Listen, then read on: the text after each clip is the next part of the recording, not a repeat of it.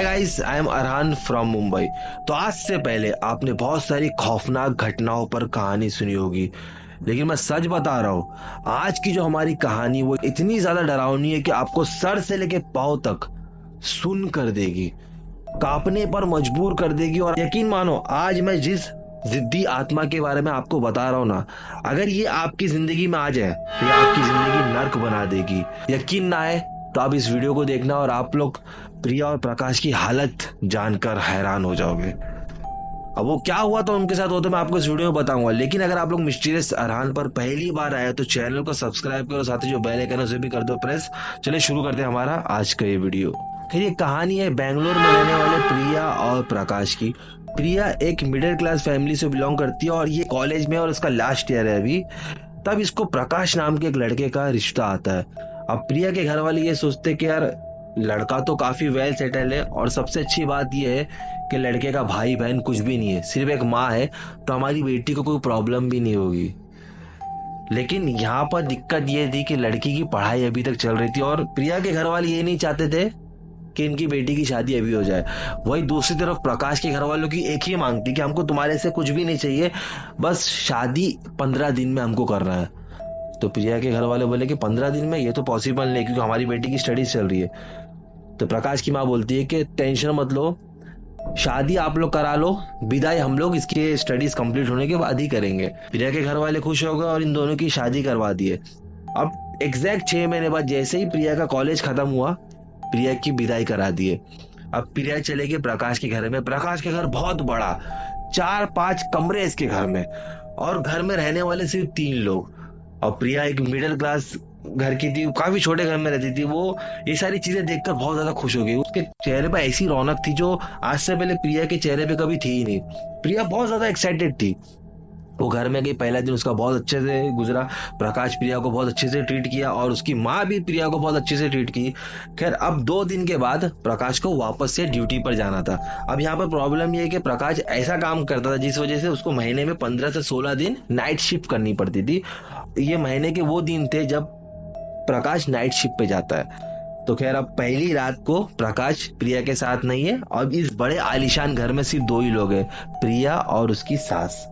खाना खाने के बाद प्रिया की सास अपने बेडरूम में चले गए सोने के लिए और प्रिया ने सारा सामान उठाया, सब कुछ किचन में रखा, खाने को फ्रिज में रखा, साफ सफाई कर कर अब वो चले गई बेडरूम में सोने के लिए। तब वो बेडरूम में अंदर घुसती तो बेडरूम की लाइट बंद रहती है। तो वो स्विच पे क्लिक करती है तो लाइट चालू नहीं होती है।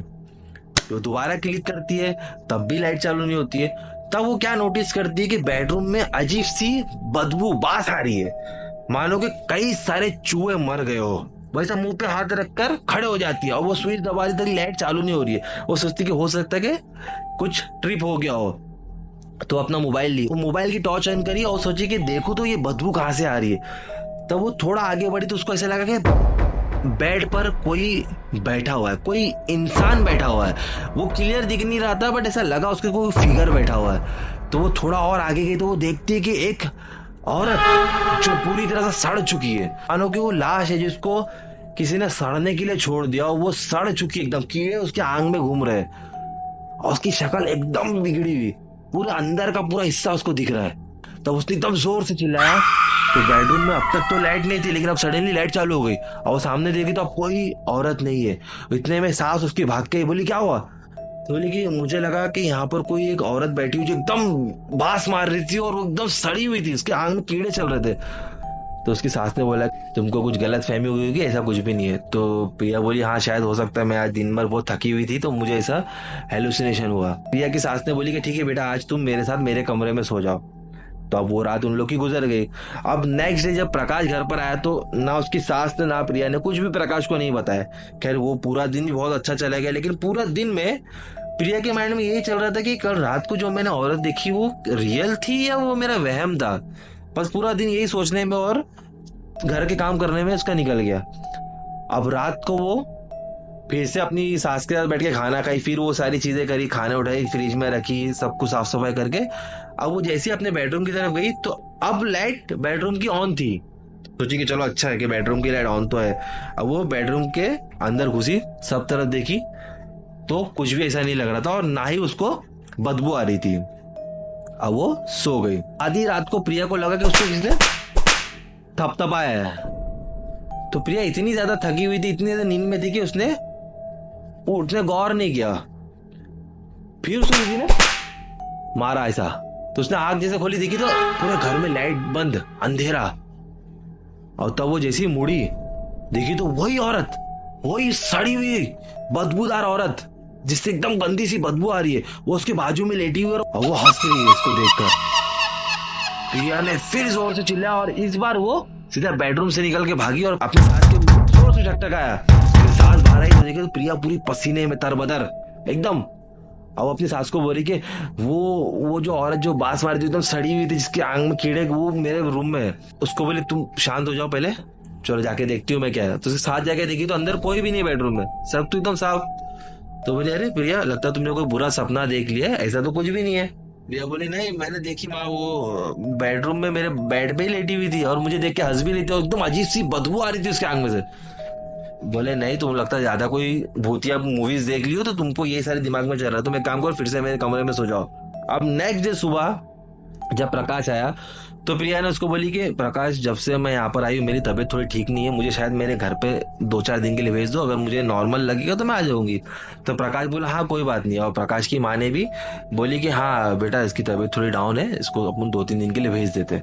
तो खैर अब प्रिया अपने मायके चले गई। अब वहां गई तो प्रिया की माँ देख के सोचे अरे अचानक प्रिया तुम कैसे आ गए, क्या हो गया, कोई प्रॉब्लम है, कोई घर में ऐसी बात हुई है, या प्रकाश ने तुमको कुछ बोला या उसकी माँ ने कुछ बोला, कुछ ऐसा रीजन है। तो प्रिया बोली नहीं माँ, ऐसी कुछ भी प्रॉब्लम नहीं है, मेरी तबीयत थोड़ी डाउन लग रही थी तो मैं सोची कि 2-4 दिन के लिए आ जाऊँ, रह के यहाँ से फिर चले जाऊंगी। तो प्रिया के घर वाले बहुत खुश हो गए। प्रिया के घर में प्रिया के माँ बाप के अलावा प्रिया की एक छोटी बहन भी रहती थी। खैर फर्स्ट डे प्रिया के घर में भी उसका दिन नॉर्मल गया। अब अगले दिन प्रिया जब उसके घर में थी तब स्टोर रूम में से प्रिया को अपने छोटी बहन की आवाज आई, दीदी दीदी इधर आओ दीदी। तो प्रिया जैसे स्टोर रूम के पास गई, देखी तो एक लड़की चेयर पे बैठी, वो चेयर हिल रही है और पूरे स्टोर रूम की लाइट बंद है। तो प्रिया को तो नॉर्मल लगी, प्रिया तो उसी घर में पली बड़ी है, उसको क्या उस घर में डर है। तो वो गई, अरे तू यहाँ क्या कर रही थी और लाइट क्यों बंद रखी है। तब उसको अचानक से वही गंदी सी बदबू, वही जो उसने अपने ससुराल में महसूस की थी, वही एकदम पकड़ ली और उसने इसी उस चेयर में बैठी लड़की के ऊपर हाथ रखी और वो लड़की पीछे पलटी, देखी तो ये वही औरत थी जो उसके ससुराल में थी, एकदम सड़ी हुई, एकदम जली हुई, एकदम ऐसी शक्ल की जो आप सोचो क्या बुरी से बुरी शक्ल आपने अपनी जिंदगी में देखे होगे।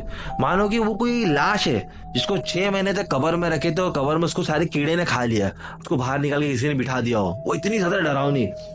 प्रिया उसको देखकर वहीं बेहोश हो गई।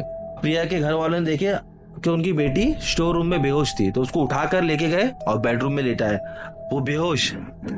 और उसके जिस्म पे कई जगहों पर है ना एकदम काले काले पैचेस हुए रखे। अचानक से, जो सुबह तक तो नहीं था, ये अचानक स्टोर रूम में जब बेहोश हुई उसके बाद ही उसके जिस्म में एकदम काले काले पैचेस हो गए, वो इतने अजीब से दिख रहे थे, ऐसा मानो कि वहां पर सड़ चुकी हो स्किन। तो डॉक्टर को बोला, डॉक्टर ने देखा ये क्या है, तो उसके हाथ भी देखे थे, एकदम एकदम ऐसा लग रहा था कि वहां की जो स्किन है ना वो पूरी मतलब खराब खत्म हो चुकी है। डॉक्टर बोला मैंने इतने केसेस देखे लेकिन ऐसा केस तो मैंने कभी नहीं देखा हो। तो उसको दवाई लिख के दिया डॉक्टर ने, उसको दवा लगाए, लेकिन 2-3 दिन के बाद वो सारे जख्मों में ना कीड़े लग गए, उसमें से कीड़े निकल रहे। तो घर वाले और परेशान हो, लोगों ने डॉक्टर को बुलाया। डॉक्टर बोला मेरे भी समझ में नहीं आ रही ये केस क्या है। खैर डॉक्टर तो चला गया वहां से दवाई लेके। तब पड़ोसी लोग आके देखे, बोले ये कुछ अलग ही चीज है। प्रिया की माँ को बोले ये कुछ अलग चीज है, मेरे ख्याल से तुम्हें ना पंडित जी से एक बार दिखा दो अपनी बेटी को। प्रिया के घर के करीब ही एक पंडित रहा करते थे, जो कि कर्नाटका की एक फेमस मंदिर है दत्तराय टेम्पल। उस टेम्पल के किसी जमाने में पंडित थे, लेकिन अब उनकी एज इतनी ज्यादा हो गई थी कि वो उस मंदिर में नहीं जाते थे, अब वो अपने घर में ही रहते थे।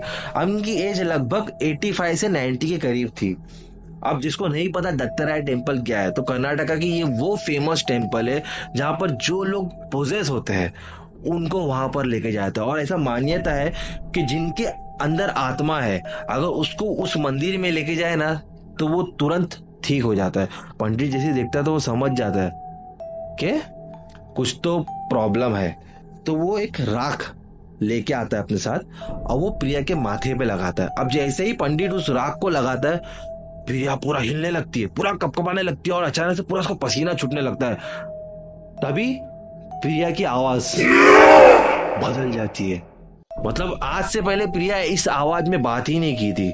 एकदम अजब, जैसे मानो कोई जानवर प्रिया के अंदर घुस गया, एकदम जोर जोर से चिल्ला रहा है। पंडित समझ जाता है कि ये कोई दुष्ट आत्मा है, ये कोई ऐसी आत्मा है जो प्रिया को अपने शिकंजे में ले लिया, और अगर जल्दी से इसका निवारण ना किया जाए तो प्रिया की जान भी जा सकती है। फौरन प्रिया की माँ ने उसके हस्बैंड को बुलाई और उसके हस्बैंड को बताया कि देखो प्रिया के साथ ये सारी चीजें हो रही है। तो उसके हस्बैंड बोला नहीं, मुझे यकीन नहीं होता है।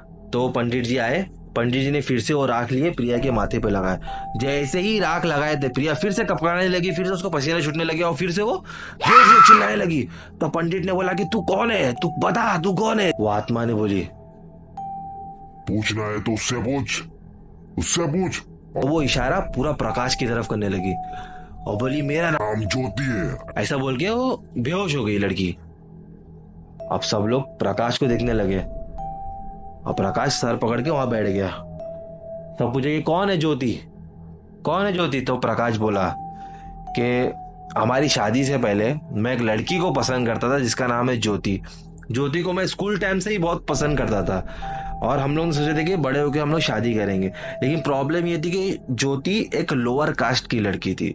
और जैसे ही जब ये बात मैंने मेरी माँ को बताया कि मैं ज्योति से प्यार करता हूँ, तो मेरी माँ ने बोली कि नहीं, तुझे उससे हम लोग शादी करने नहीं देंगे। तू शादी करेगा तो हमारा समाज में नाम खराब हो जाएगा, हमारे खानदान में हमारा नाम खराब हो जाएगा कि एक ही लड़का है, उसकी भी शादी तुमने ऐसी लड़की से की है। मैंने ज्योति से इतना प्यार करता था कि मैंने ज्योति को बोला कि नहीं, मेरी माँ इस शादी से राजी हो या ना हो, हम लोग शादी करेंगे। मैंने ज्योति को बोला कि तू शाम को मुझे मंदिर पे मिलना, हम लोग वहां पर शादी कर लेंगे। मैं मंदिर में जैसे ही पहुंचा तो ज्योति वहां पर नहीं थी। अब मैंने उसको ज्योति को कई जगह पे ढूंढा, उसके घर पर भी गया, लेकिन ज्योति का अता पता नहीं। अब प्रॉब्लम ये था कि ज्योति के ना माँ थे ना बाप थे। ज्योति अकेले रहती थी और उसके रिश्तेदार उसकी देखभाल करते थे। लेकिन तब से लेके आज तक मैंने ज्योति के बारे में जब भी इंक्वायरी निकालने की कोशिश की, ज्योति का कुछ भी अता पता ही नहीं चला। पंडित जी ने प्रकाश को बोला कि अगर अपने बीवी की जान बचाना चाहते हो तो इसको फौरन दत्तराय टेम्पल लेके जाओ, वहीं पर दुष्ट आत्मा को निकाल सकते हैं। अगर थोड़ा और देर करोगे तो तुम्हारी बीवी की जान चली जाएगी। तो प्रकाश और उसके घर वाले एक सेकंड का भी वेट नहीं किया, तुरंत प्रिया को उठा के दत्तराय टेम्पल चले गए। और ये बात प्रकाश की माँ को भी पता चली और वो भी दत्तराय टेम्पल पहुंच गई। और वहां टेम्पल में जाने के बाद प्रिया के अंदर की जो आत्मा थी वो बाहर आ गई। प्रिया इधर से उधर भाग रही, कभी ऊपर लटक रही, कभी क्या कर रही, मतलब ऐसी वो बहुत सारी चीजें कर रही थी। अगर आप लोग वो देख लेते तो आप लोग खुद हैरान हो जाते कि मतलब ऐसा भी हो सकता है। और ये आत्मा इतनी जिद्दी थी कि लोग की नाक में दम कर दी उसने। कई महीने लगे तब भी वो लड़की ठीक नहीं हो रही थी। फाइनली जब सास ने अपनी बहू को ये तकलीफ में देखी तो उसने बोल दिया कि ये जो चीजें हो रही है ये मेरी वजह से हो रही है। तो सब लोग बोले कि क्या आपकी वजह से, मतलब समझ में नहीं आया।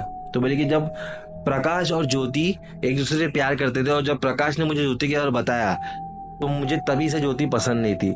और जब मुझे पता चला कि ये लोग भाग के शादी करने वाले, तो मैंने ज्योति को जाके बोला कि मैंने अपने बेटे की शादी करवा दी। और मैंने ज्योति को नकली फोटोज भी बताया, जिस वजह से ज्योति रोने लगी और ज्योति वहां से भाग गई, सुसाइड कर ली। और ये बात मुझे जब पता चली तो मैं बहुत ज्यादा शर्मिंदा हो गई। लेकिन मैंने अपने बेटे को इसके लिए नहीं बताया क्योंकि मेरा एक ही बेटा था और मेरी गलती की सजा मैं अपने बेटे को नहीं देना चाहती थी। इसके लिए मैंने इसकी शादी जल्द से जल्द करवा दी प्रिया के साथ। आके पंडित लोग ने बोले कि तुम्हें ये सारी बातें एक बार फिर से प्रिया के सामने बोलनी पड़ेगी ताकि ज्योति सुनकर हो सकता है कि वो तुम्हारी बहू को छोड़ दे। तो ये बात वापस सास प्रिया के सामने बोलती है ताकि ज्योति सुने। ज्योति सारी चीजें सुनती है और प्रिया एकदम नॉर्मल हो जाती है। 1 महीने तक उसको उसी मंदिर में बार बार लेके जाते हैं कि अगर ज्योति इसके शरीर में हो तो वो पूरी तरह से खत्म हो जाए। तब जब 1 महीने तक वो लोग मंदिर में लेके आते हैं तो कुछ भी साइन नजर नहीं आता है तो प्रकाश बहुत खुश हो जाता है, अपनी बीवी को लेकर वापस अपने घर पर चले जाता है। अब घर पर जाने के बाद सब कुछ ठीक रहता है। फिर एक रात को जब ये लोग तीनों खाना खाते रहते वही गंदी सी बदबू इतनी कि इन लोगों को सांस लेना मुश्किल हो जाता है। और तभी बेडरूम से ज्योति की हंसने की आवाज आती है। और तब से लेके आज तक प्रिया, प्रकाश और उसकी सास दत्तराय टेम्पल जाते हैं, वापस आते हैं। लेकिन वो ज्योति इतनी जिद्दी है कि आज तक उसने उस घर को प्रिया को, प्रकाश को, उसकी सास को अभी तक छोड़ा नहीं है। अब वो क्यों उनके साथ रहती है, इसका सवाल का जवाब किसी के पास भी नहीं है। मैं तो बस इतना ही बोलूंगा कि कुछ ऐसी जिद्दी आत्माएं होती है जो जब इंसान के पीछे पड़ जाती है, या तो वो उनकी जिंदगी नर्क बना देती है, या तो फिर वो उनकी जिंदगी छीन लेती है। ये सारी चीजें आपके साथ ना हो, तो इसलिए कुछ भी ऐसी गलती मत करना जिस गलती का परिणाम आपको और आपके घर वालों को भुगतना पड़े। तो यार बस इस वीडियो में इतने। अगर आपको ये कहानी अच्छी लगी तो चैनल को सब्सक्राइब करो, वीडियो को लाइक करो। मैं मिलूंगा किसी नेक्स्ट वीडियो में। Till then bye.